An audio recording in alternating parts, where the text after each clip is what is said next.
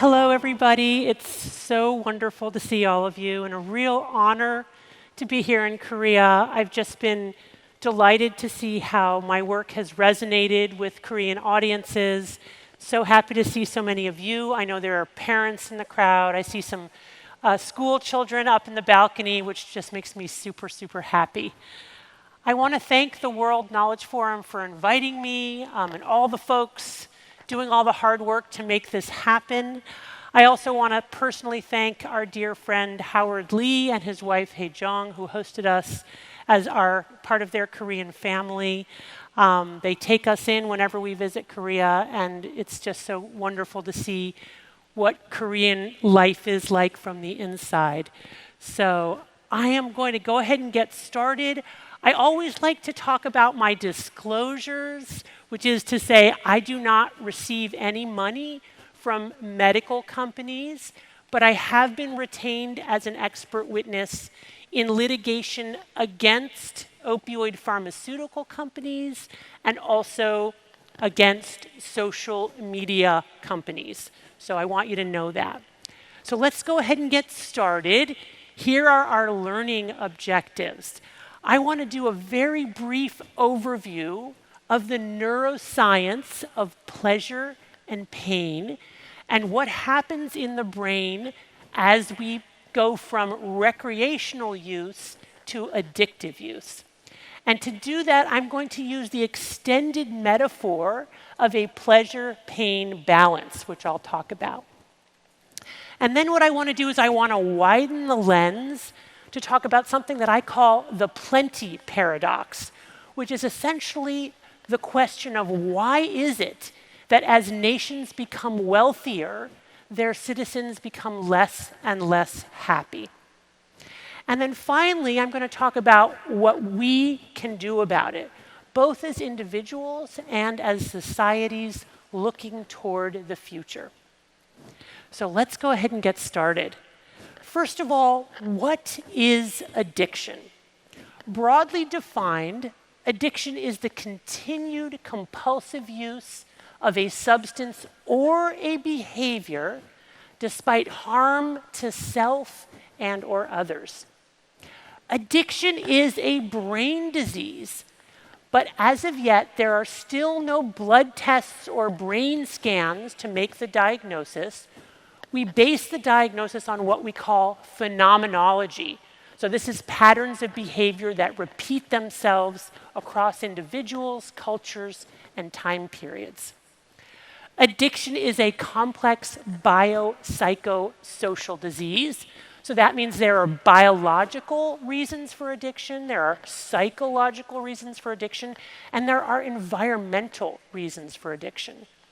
And here's the really good news. Addiction is a treatable disorder. And when people engage in addiction treatment, they can get better. A lot of times we have this idea that people with addiction will never get better, but it's not true. People can get into recovery from addiction at any stage of life. Okay, so let's talk about the neuroscience of pleasure and pain. One of the exciting discoveries in neuroscience is the discovery of a dedicated reward circuit in the brain that consists of the prefrontal cortex, that's that gray matter area right behind our foreheads that acts like the brakes on the car, and then those deep limbic structures that are rich in dopamine-releasing neurons that act like the accelerator on the car. And addiction is a problem either with too little brakes, too much accelerator, or some combination of both. Dopamine is a chemical that we make in our brains. It's a neurotransmitter. Neurotransmitters are the molecules that bridge the gap between neurons. So neurons are these long, spindly cells in our brains. They're like electrical wires. Our brains are essentially a bundle of wires. But those wires don't touch end to end. There's a little gap between them, and that gap is called the synapse. And neurotransmitters are the molecules that bridge that gap between neurons to allow for fine-tuned adjustment of those electrical circuits. Dopamine has been discovered as a neurotransmitter that's very important for pleasure, reward, and motivation. It's not the only neurotransmitter involved in that process, but it is the final common pathway for all reinforcing substances and behaviors. This is taken from a series of experiments where a probe was stuck in a rat's brain to measure dopamine levels. We're always releasing dopamine at a kind of baseline tonic rate in our brains. It's kind of like the heartbeat of the brain. And when we encounter something in our lives that is pleasurable or reinforcing or rewarding, our brains tell us, oh, wow, go check that out, get some more of that. And we release dopamine in the reward pathway. And as you can see here, in mice and rats, chocolate releases dopamine 55% above baseline, sex is 100%, nicotine 150%, cocaine 225, and amphetamine 1,000. And the amount of dopamine that is released, and the faster it is released, the more likely that substance is to be rewarding or reinforcing and potentially addictive. And indeed, if you put a rat in a cage with a lever to press for cocaine or amphetamine, that rat will press that lever till exhaustion or death. Now, keep in mind that human beings and rats aren't exactly the same. In fact, it's really hard to get a rat addicted to alcohol, but it's not very hard to get a human being addicted to alcohol. So there is this concept of drug of choice. What's really reinforcing for one person may not be for another. Now, unfortunately, we don't have little rat smartphones, right? So we don't have a way to measure how much dopamine is released in rats. And in humans, it's actually hard to measure absolute levels of dopamine, right? We still don't have the tools to do that very well. But there was a person in France who actually rigged a machine so that little mice could take selfies. And first he paired that with sugar water because mice will press a lever for sugar water. So every time they pressed the lever for sugar water, they got a selfie. But then he took the sugar water away, and guess what? The rats still pressed the lever to see pictures of themselves. So it could be that mice are just as addicted to selfies as we are. And what we know is that when we see digital media and when we see our phones, it lights up the same reward pathway as drugs and alcohol. Digital media are a drug. Remember that. Digital media are a drug. It also turns out that dopamine is very important for movement, right? So it's probably no coincidence that the same neurotransmitter that's important for movement is also important for pleasure, reward, and motivation, because most of the time the organism needs to move to get its reward. But now we live in a time and place where we don't have to work hard at all. We can just sit on the couch, swipe right, swipe left, and have our reward delivered immediately to our brains, which is very, very confusing for our brains, because our brains evolved over millions of years of evolution to have to work very hard to get a little bit of reward. And now we don't have to do any work at all to get a whole lot of reward. And that is causing problems for our brains. And I'm going to tell you what kind of problems that's causing.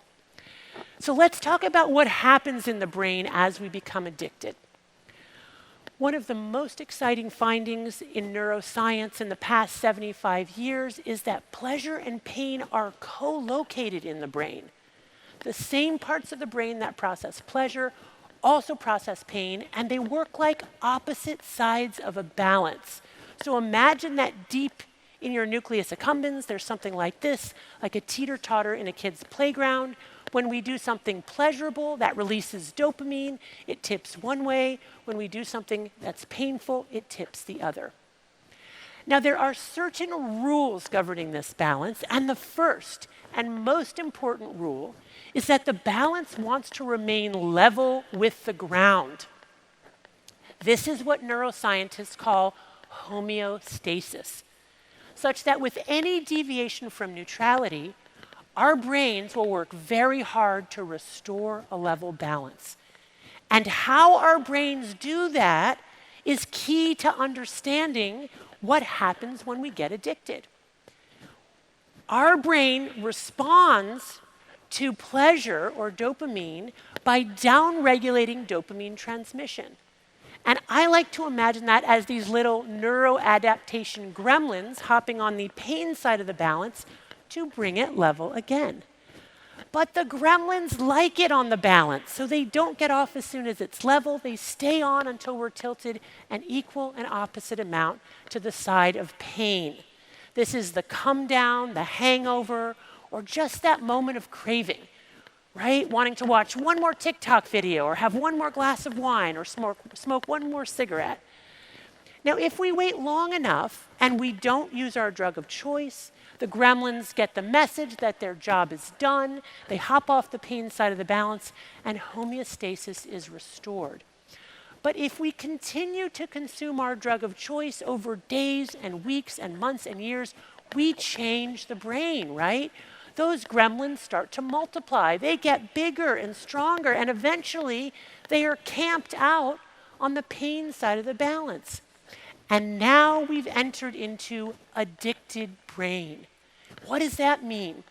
That means we need more of our drug in more potent forms, not to get high and feel good, but just to level the balance and stop feeling bad. And the universal symptoms of withdrawal from any addictive substance or behavior are anxiety, irritability, insomnia, depression, and craving. In my clinical psychiatric practice, I have lots of patients who come in and they want help with depression. They want help with anxiety. But all day long, they're on their phones or they're drinking alcohol or they're vaping nicotine. And they don't realize that it's their addictive behavior that's leading to the depression and the anxiety.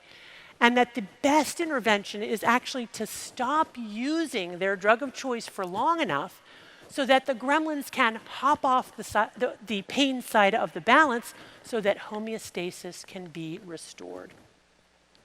Just to represent this in very simple graphical terms, when we initially expose our brain to something that's pleasurable, we get a spike in dopamine, followed by dopamine free fall before going back to baseline. If we continue to use our drug of choice over days to weeks to months to years, that upward deflection of dopamine gets shorter and weaker, but that after response gets stronger and longer, and we can end up in what's called a chronic dopamine deficit state. And that can look exactly like depression, exactly like anxiety, insomnia, inattention. This is from a very famous experiment in human beings, looking at the amount of dopamine in the reward pathway. And here, dopamine is represented by red. And what you can see is that in the left-hand column, those are healthy individuals, and they have plenty of red, so plenty of dopamine in the reward pathway. In the right-hand column, we have people who have been addicted to drugs and alcohol, and they have almost no red, so very low dopamine levels. And importantly, the people who were addicted to substances, they had not been using their drug of choice for 2 weeks, right? So even after stopping our drug of choice, it can take a while for our dopamine levels to come back up again. And this is why it's so difficult to stop, right? Because right when we stop, we don't feel better, we feel worse, right? We take the pleasure off the pleasure side of the balance, and all those gremlins slam us down to the side of pain. But if we can just get through the first 10 to 14 days, eventually those gremlins will get the message, they'll hop off, homeostasis will be restored, and we will begin to get our brains back.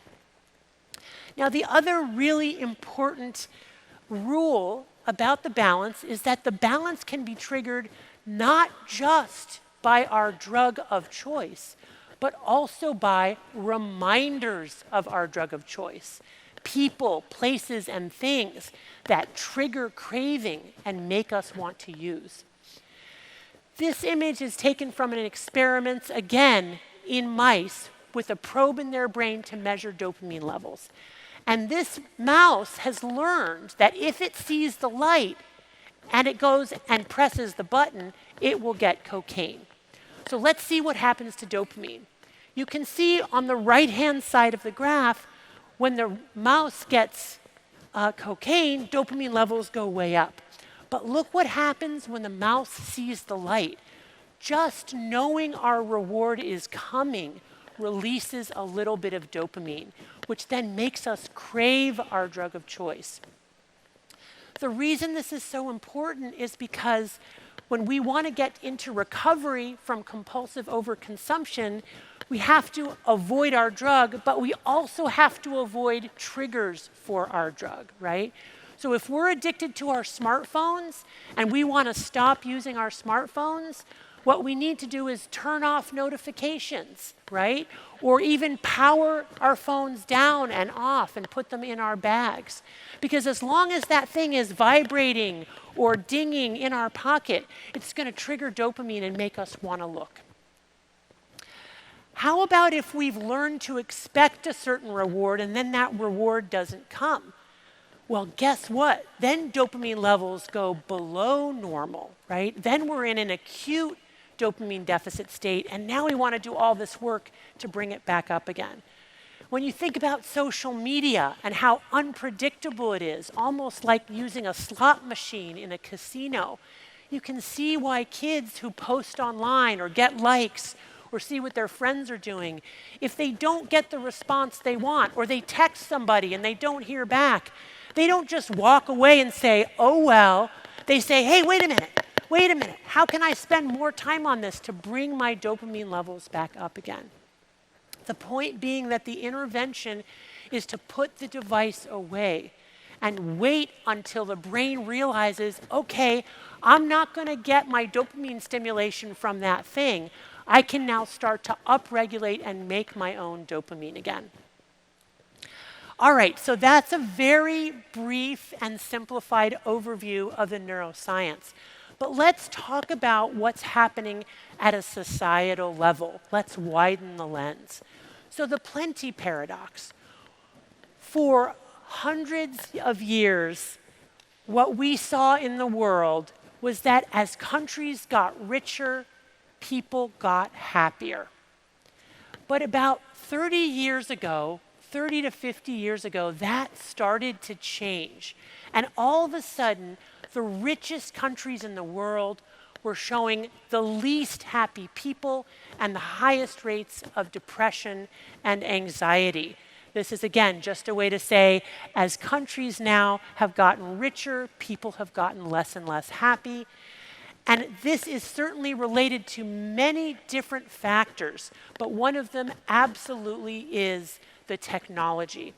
The technology is amazing. There are so many good things about it, but there's also this very, very dark side, and we need to talk about it.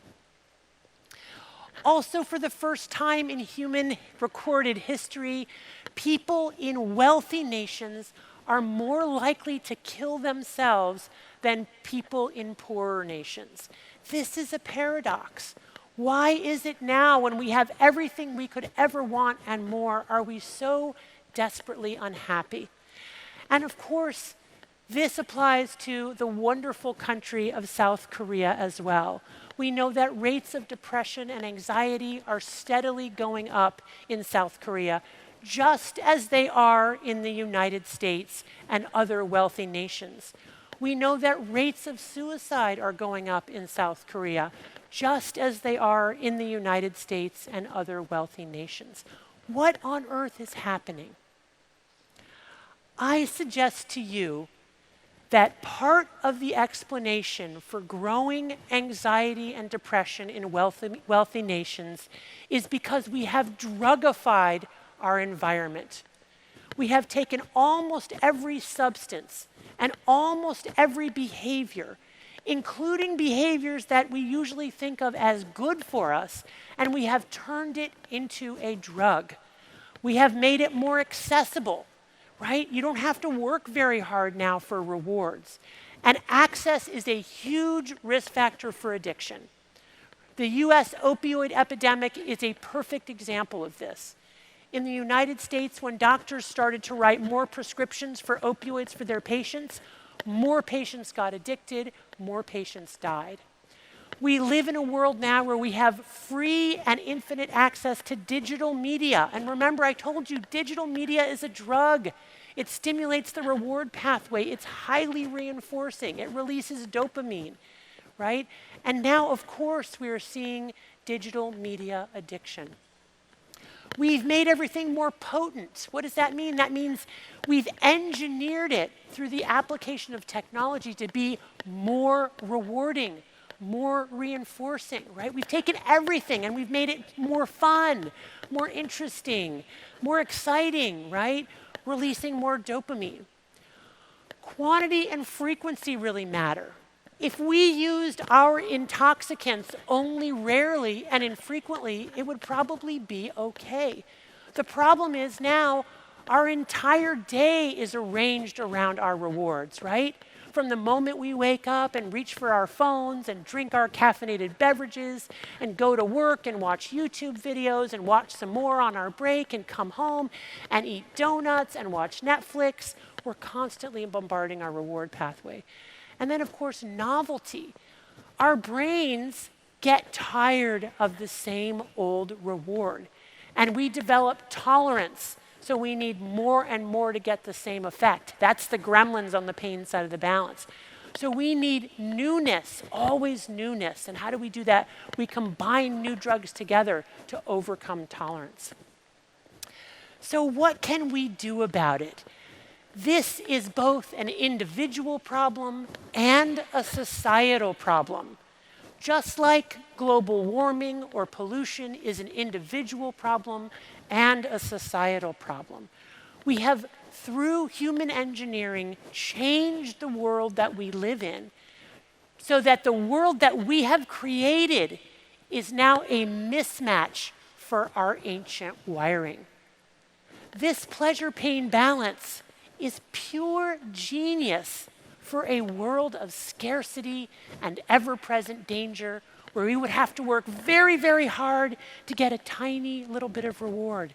But it's a terrible biological mechanism for a world of overwhelming overabundance, which is the world that we live in now. So what can we do?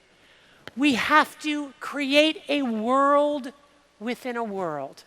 Right? We have to abstain from our drug of choice for long enough for the gremlins to hop off the pain side of the balance and for homeostasis to be restored. We must engage in self-binding strategies so that we can put a barrier between ourselves and our drug of choice. And, wait for it, we have to intentionally seek out pain or do things that are hard, because that's what our brain evolved for. Our brain evolved for a world of striving and hardship, not the world of pleasure and frictionless abundance that we live in now. Okay, so what I often invite my patients to do, the ones who come in with depression and anxiety, right, who are addicted to drugs or alcohol or sex or shopping or cannabis or social media or whatever it is, I invite them to abstain from their drug of choice for 4 weeks. Why 4 weeks? Because 4 weeks is the amount of time that patients are willing to imagine, right? If I ask people, I want you to stop forever, never do that again, they'll go out my door and I won't get any traction.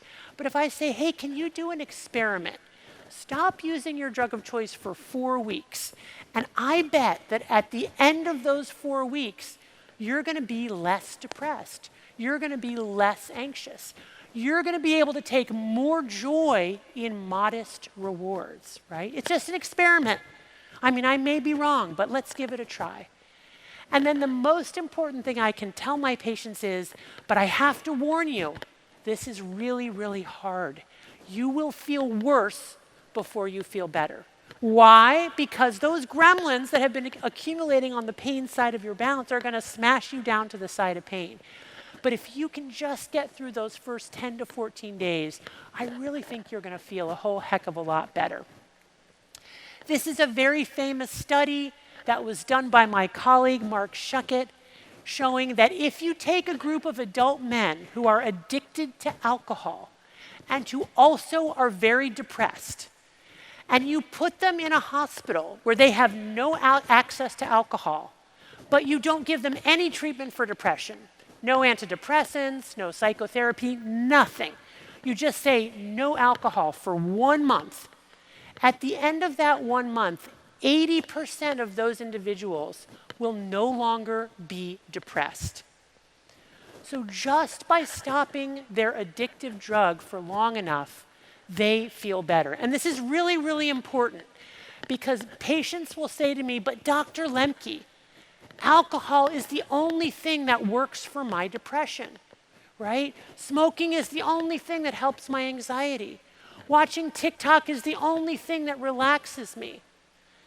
And I say to them, I know that in the moment it makes you feel better, but all you're really doing is temporarily getting out of that dopamine deficit state while you're adding more gremlins to the pain side of the balance.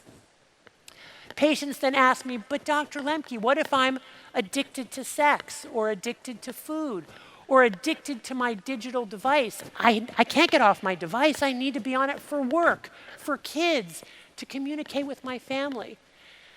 Then we use this bullseye, which we've adapted from Gamblers Anonymous for people who get addicted to gambling. And what you do is you don't eliminate food altogether, but you might eliminate sugar or ultra-processed food, and you would abstain from that for 1 month, right? Or if it's digital media, you don't get rid of your phone altogether, but you might delete all of your social media for a month, right? Or you might say no online shopping for a month, right? Or no TikTok for a month. And then in the middle circle, this is where you would also keep in mind people, places, and things, the things that can trigger us. So for someone addicted to gambling, they would have to delete all of their gambling apps, right? And then also maybe not watch anybody else gambling, right? Not watch YouTube videos of people gambling, not go by the gambling casino, create some distance. And then in that outer circle is the things that are healthy sources of dopamine. Things like getting together with family in real life, getting together with friends, walking in nature. I talk a lot about self-binding. So self-binding is literal and metacognitive barriers that we put between ourselves and our drug of choice so that we can press the pause button between desire and consumption. If we wait until we have plenty of our drug in front of us to decide to say, no, I'm not going to do that, we will not be successful. Willpower only lasts so long. In the morning, we wake up with more willpower than we have at the end of the day. So when we wake up in the morning, we have to plan for the end of the day and make sure we have barriers between ourselves and our drug of choice. So there are space or geographic barriers. This is things like getting the apps off of our phone or even leaving the phone at home, right? Or getting the phone out of the bedroom or getting the phone out of the meal times, right? Getting potato chips out of the house, getting alcohol out of the house, getting the vape pens out of the house. Get it away from us so that if we get craving or desire, we would have to work harder to get it. This is really important. We can also use time as a self-binding strategy. So typically after people have finished their dopamine fast, they're feeling better. They say, you know, doctor, I'm feeling better. I want to go back to using my drug of choice. Now, that might not be what I recommend, but they have to learn for themselves. So then we make a plan, a very specific plan. What is that going to look like? Okay, when are you going to use, how much, how often? For my patient with a video game addiction, who failed out of college because he was spending all day and all night playing video games and became suicidal. He came home, we took away the smartphone, we took away all the screens, right?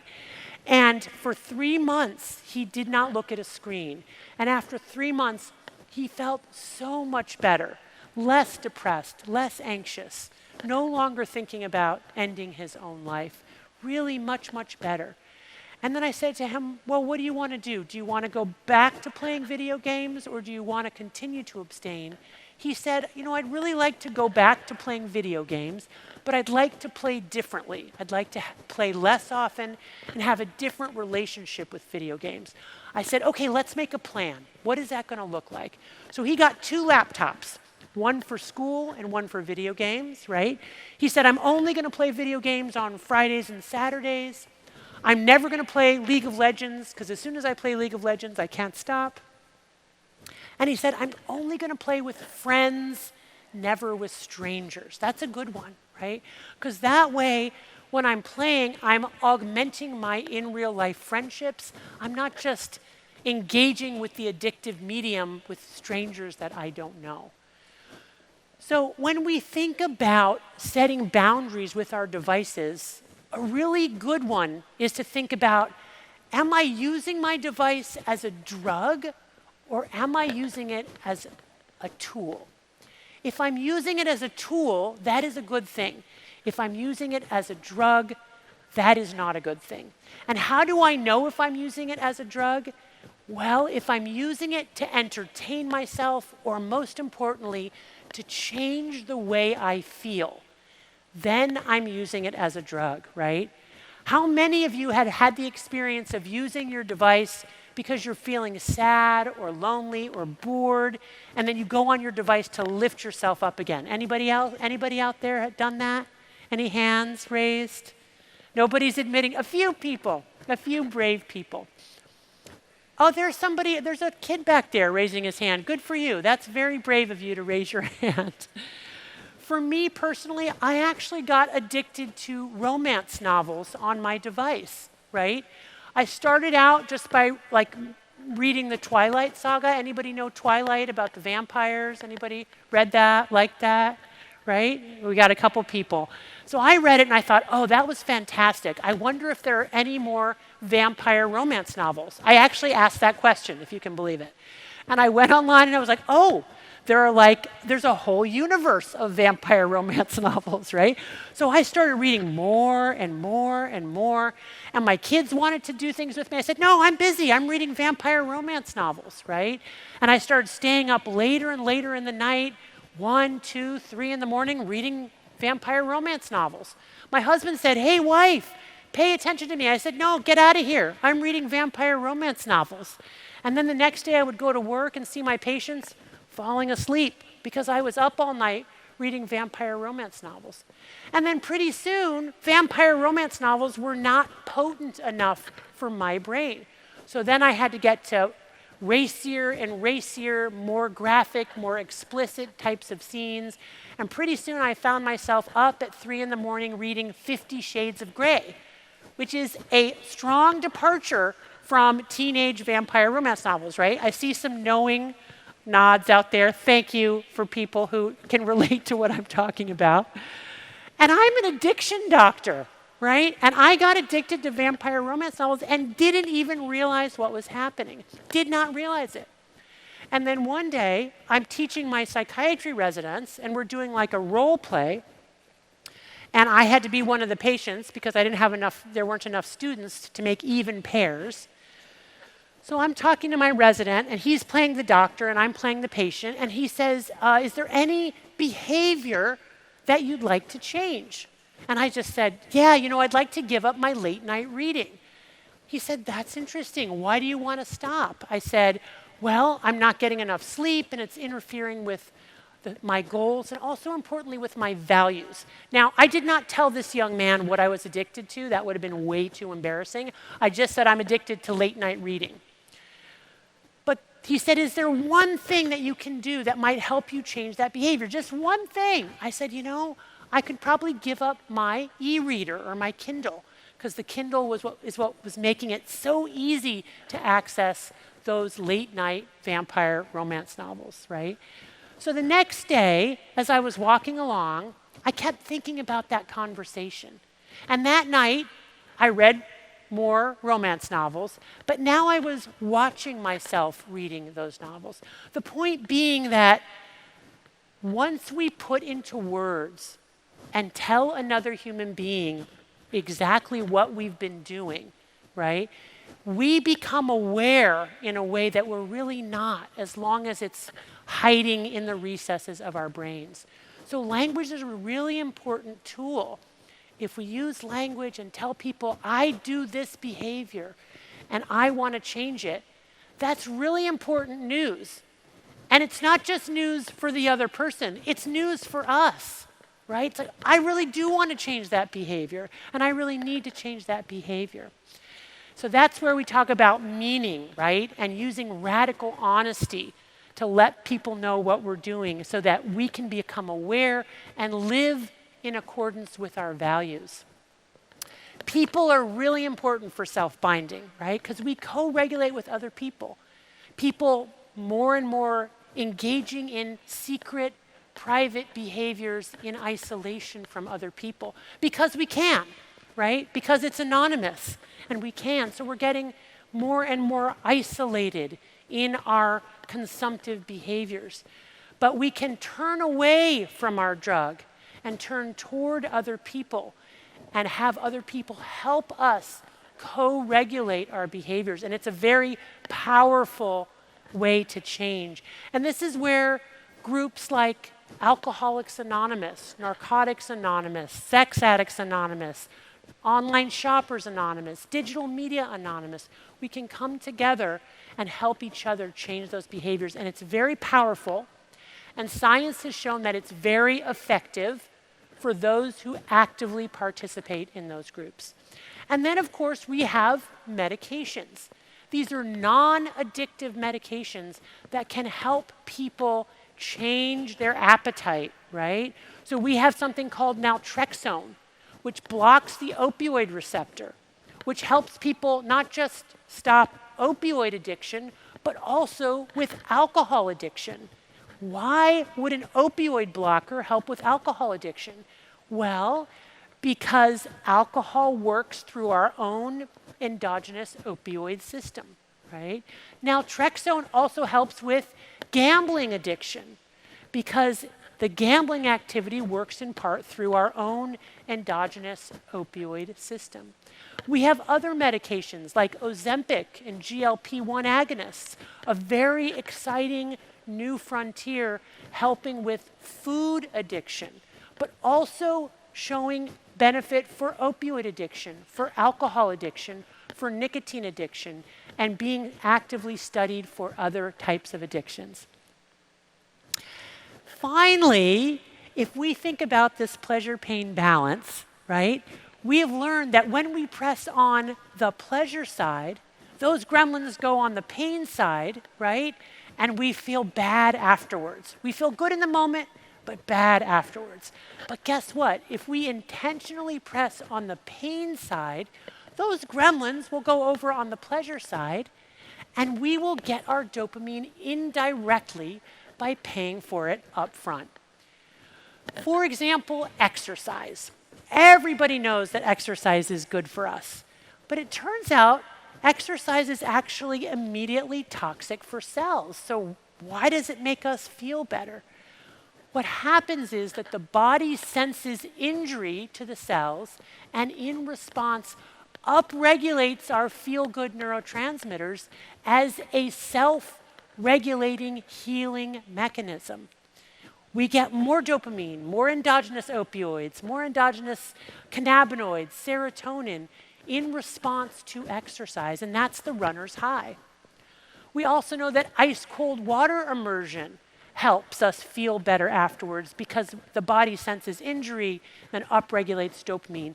It turns out that acupuncture, an ancient Eastern Asian healing method, probably works by causing minor injury at the site of the needle, which then causes the body to release endogenous opioids so we feel better. How about intermittent fasting? Yes, we can get our dopamine from intermittent fasting, right? We have to be careful. We would not recommend that in somebody struggling with an eating disorder.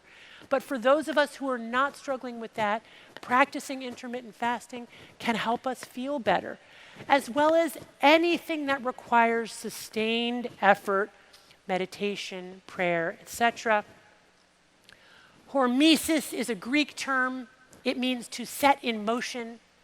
When we do things that are toxic or noxious for ourselves, our bodies sense injury and upregulate our feel-good neurotransmitters, and we feel good for a sustained period. So for example, this is dopamine levels when someone begins exercise. Instead of getting that spike in dopamine followed by dopamine free fall, what we see is a gradual increase in dopamine levels, and then they remain elevated for hours afterwards before going back down to the baseline position. We never go into that dopamine deficit state that drives reuse. So we're much less likely to get addicted to pain than we are to pleasure. Now, having said that, we do have patients who get addicted to exercise, right? And very often, they get addicted to exercise plus calorie restriction. So the intervention here is to have them abstain from exercise for 4 weeks to try to reset the reward pathway. I show this image of a mouse on a wheel because neuroscientists used to think that a mouse running on a wheel in a cage was just a way to measure movement. But it turns out that some mice will actually get addicted to a running wheel. They'll run on the running wheel so often that their little tails will get curved into the shape of the wheel. And if you do smaller and smaller wheels, they'll keep running. Some will even run till exhaustion or death. If you put a running wheel in nature, you can get all kinds of animals to engage in that running wheel. My point is, we're all wired a little bit differently, and some of us are vulnerable to getting addicted to pain, so we have to be careful. Many of my addicted patients will say to me, well, I want to stop using alcohol, or I want to stop smoking, or I want to stop going online on pornography, but I need to keep working. I can't change anything in my life. And I say to them, that is not going to work, because recovery from a severe addiction is a full-time job. You need to take a break from work, or you need to slow your work down and actually take time to figure out who you are and recover. When I talk to patients now about doing hard things, this is a list of some of those. And what you'll see here is many of these are ordinary domestic activities that we just do unplugged, right? Not watching anything, not listening to anything. I had a Stanford student from Korea. She came in, she was anxious and depressed. She said, what can I do? I said, well, it sounds like you're plugged into your device all day long. I want you to unplug for a while and see what happens. She did it. She came back to me. I said, how was it? She said, at first it was awful. It was so boring. It was so boring. My mind didn't know what to do. But then after a while, I calmed down. And you know what, Dr. Lembke? I started noticing the trees. I started noticing the trees, right? I started looking around and re-engaging with the world. So when we think today about doing things that are hard, just letting our phones stay at home and going out without them, that's hard for us. Really, really hard, because we're constantly stimulating our brains. But we have to do these things. We really have to.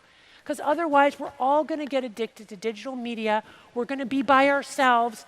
And we're not even going to be talking to each other through digital media. We're going to be talking to AI, right? We're going to let AI take over our brains. The real danger of AI is not that AI will take over. It's that we will let it. We will let it. We will titillate ourselves to death. I've come to the end. I hope what you've learned from me today is that what goes up must come down.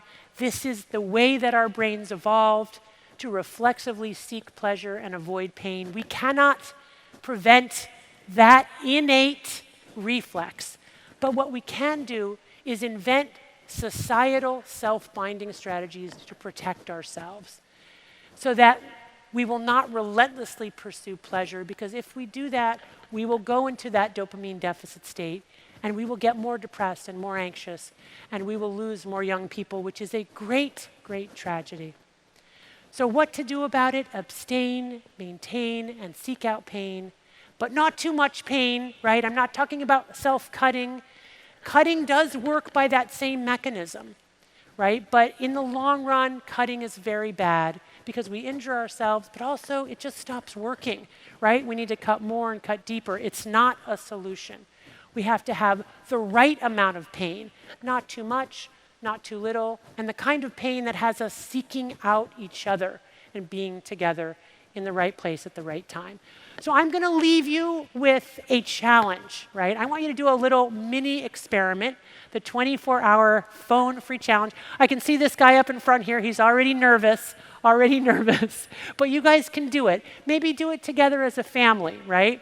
Where you go on a digital fast for 24 hours. No screens, no phones, right? We sometimes call this a digital Sabbath. You take a break.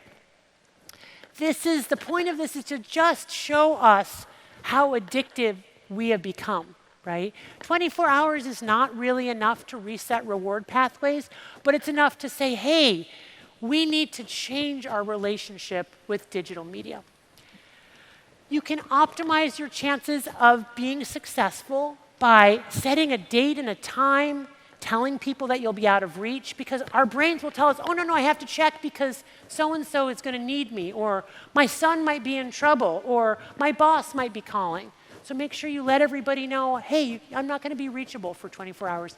Really, people, 24 hours, it's not that long, right? Can we do it? Can we do 24 hours? I think we can, right? But it'll feel long. It'll feel long, because when we're in withdrawal, time slows down, right? It slows way down. And then we experience boredom. And when we're bored, we're anxious. It's like, oh no, what am I doing now? Why am I alive? What's the purpose of my life?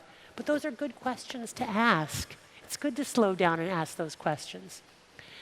We can anticipate that we will experience withdrawal, anxiety, irritability, insomnia, depression, craving, but that it's time limited. And the longer we go, the better we'll feel. And when we get intense cravings to use our drug of choice, we can use hormesis, right? Do things that are more painful than the pain of withdrawal, right? Do 50 push-ups, right? Go for a run. Vacuum your house. Clean out your closet. Write a thank you note to grandma. Those hard things, right? That make us feel better afterwards. And then when our 24-hour fast is over, we can think about how we're going to reintegrate our digital device back into our lives, right? Like, really, let's turn off notifications. We don't need that. Let's go grayscale so it's not so potent. Hey, let's power it all the way down so it's not even vibrating in my pocket. And so I'm not mentally thinking about it. I'm looking at all of you, right? And I'm trying to be more present in the moment. And we're doing that together, which feels really good. Thank you so much for your wonderful attention. It's been my absolute joy to talk to all of you. And I'm really looking forward to your questions. Thank you, thank you. Thank you.